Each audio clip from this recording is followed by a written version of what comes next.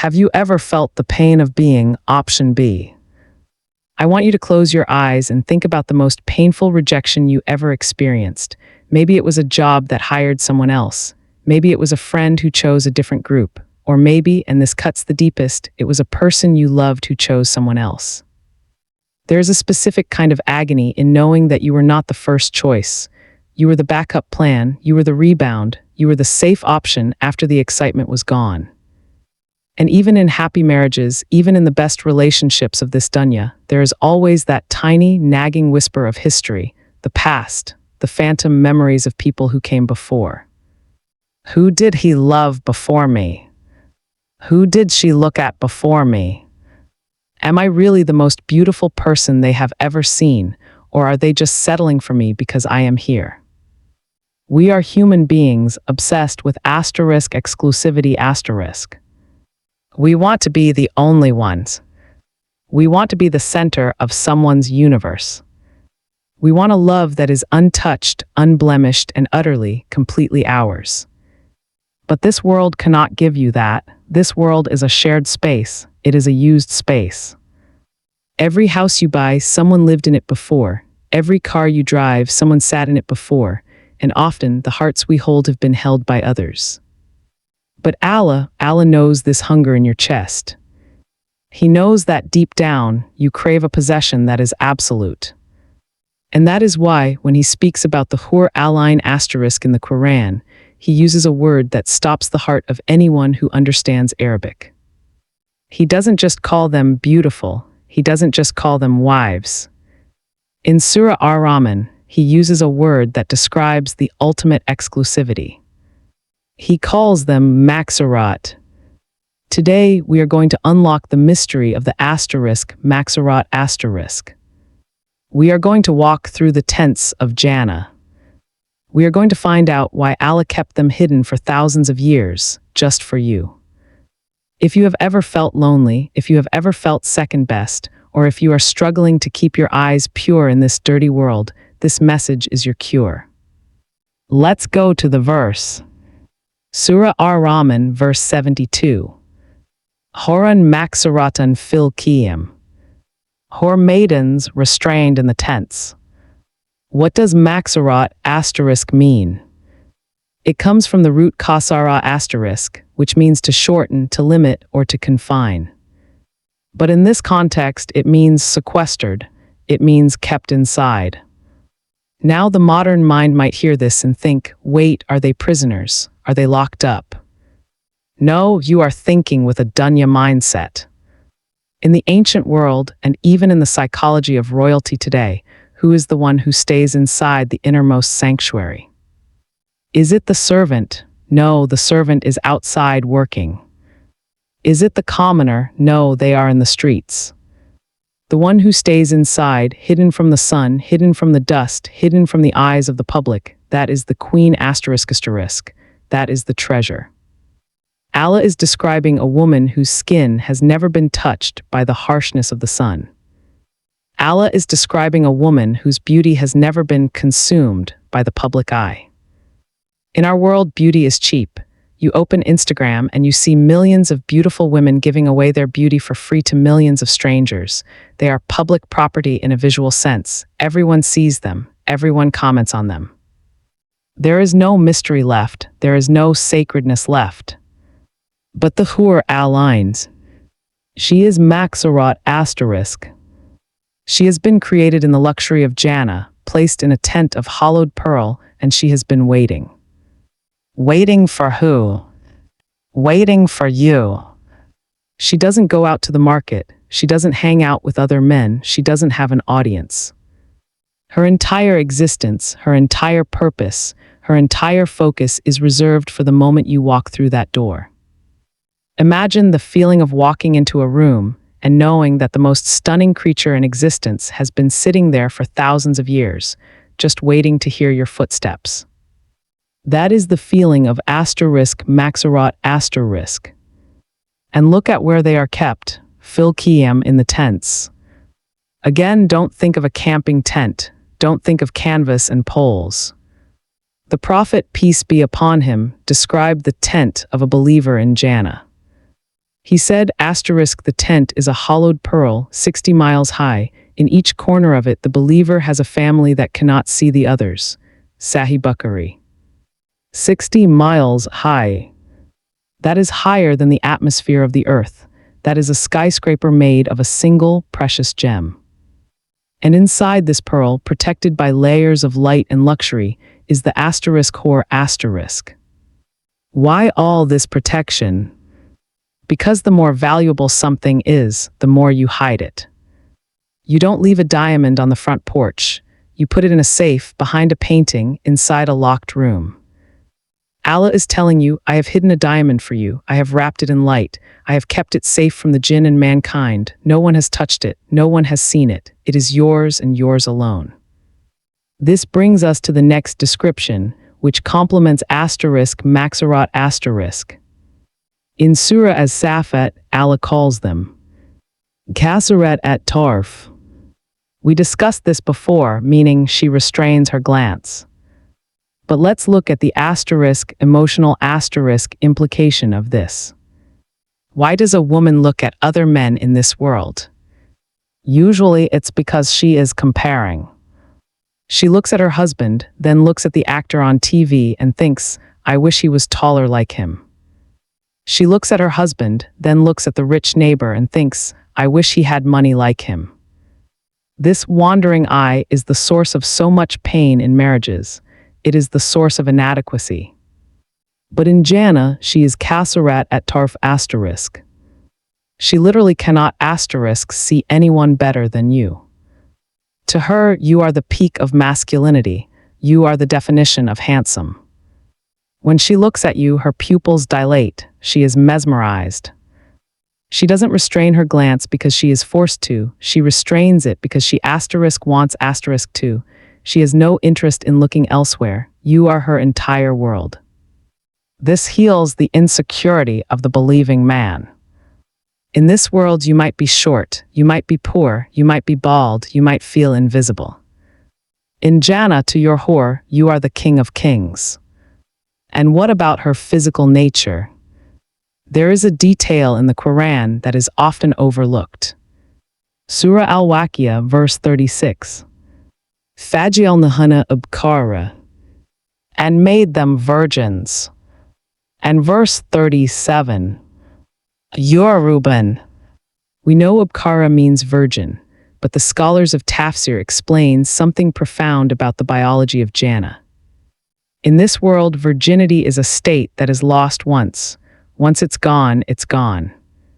But in Jannah, the state of asterisk abkara is perpetual. Every time you return to her, she is abkara again. Every time you are intimate with her, it is as fresh, as exciting, and as delightful as the very first night. The wear and tear of this life does not exist there. The boredom does not exist there. And the word Yoruban, loving passionate. Ibn Abbas explained asterisk Yoruban as the one who desires her husband and makes it known. She is not passive, she is not a statue. She initiates love, she expresses love. Imagine a wife who never has a headache, never has a bad mood, never gives you the silent treatment, and is constantly expressing how much she desires you. That is the asterisk Yorub. But now, the question that haunts the minds of the sisters, and the question that haunts the men who truly love their wives in this dunya. If she is so perfect, if she is made of saffron and pearls, if she is a 60-mile-high diamond, what happens to my wife from the dunya? Will she look like a peasant next to a princess?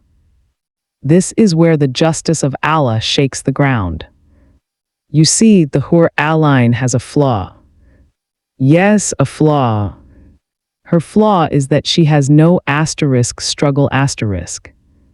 She was created in paradise. She woke up in luxury. She never knew pain. She never knew colds. She never knew hunger. She never knew the whisper of Shaitan and had to fight it.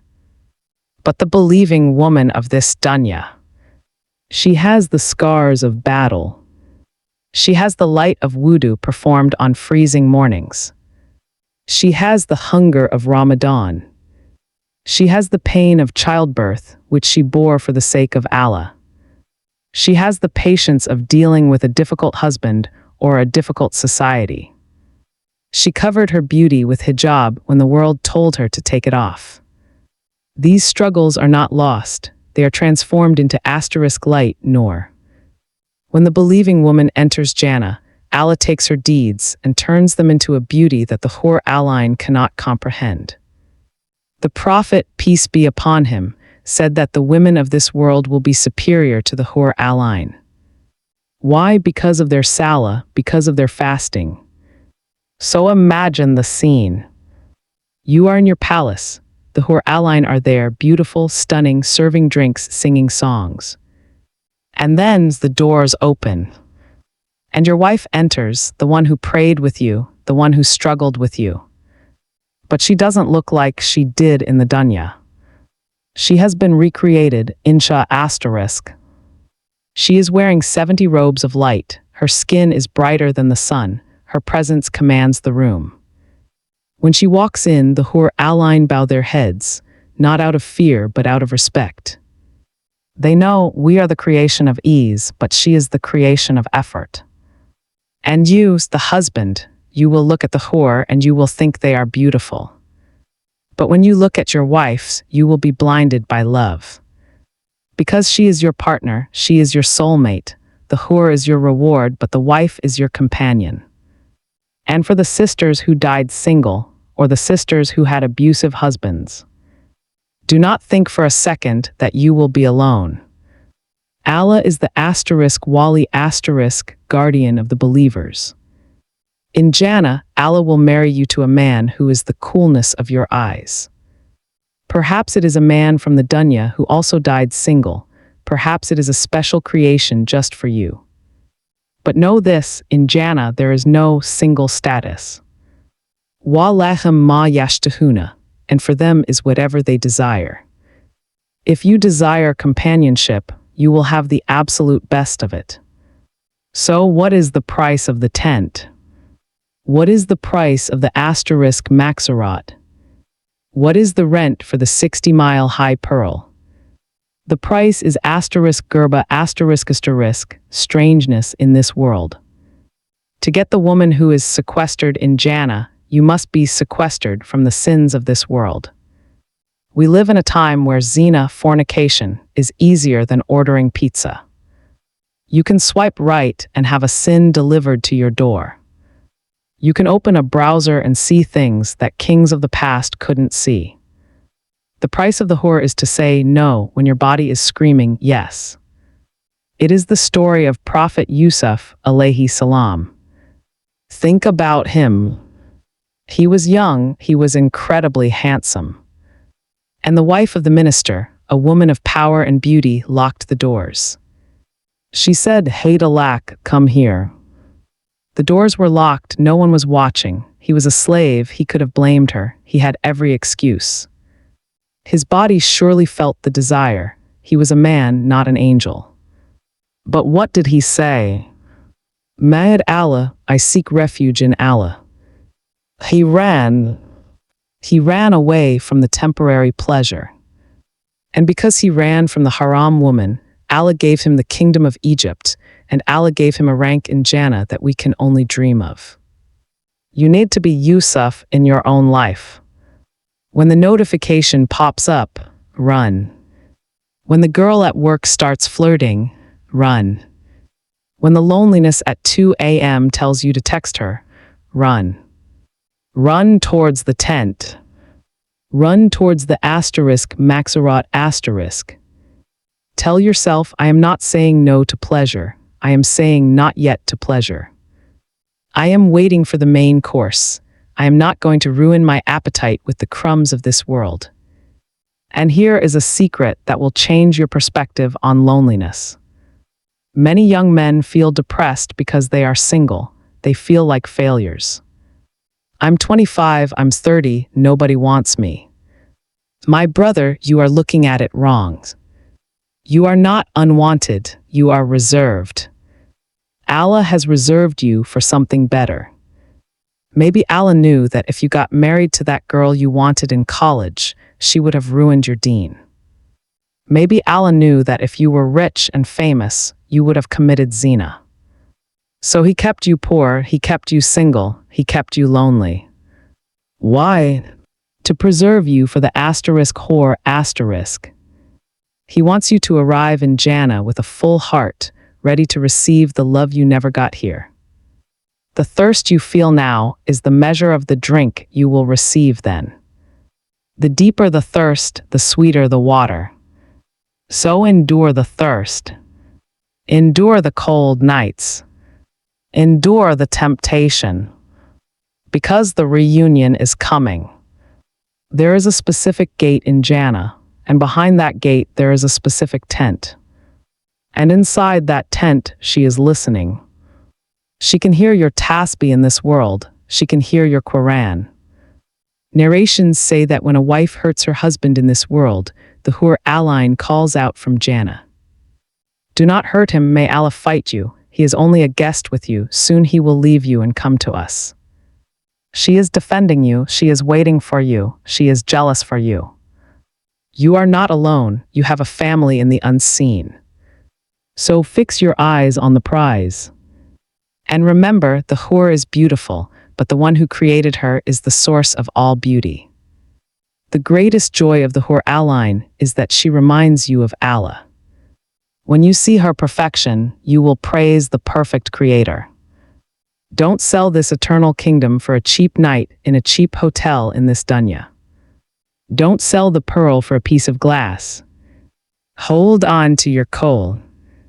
Keep your wudu. Lower your gaze. And prepare for the wedding that never ends. Metaphorically speaking, the invitation cards are already printed. Your name is on the door. The feast is prepared. All you have to do is finish the exam and walk off the stage. May Allah grant us the patience to lower our gazes in this world, so we may lift them in the next to see the faces of our spouses, and ultimately the face of our Lord.